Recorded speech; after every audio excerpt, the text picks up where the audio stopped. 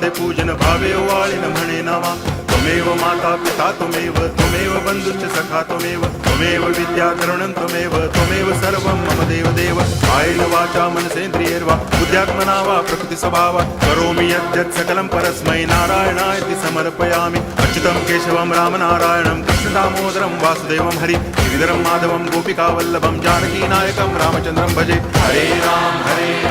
Ram Ram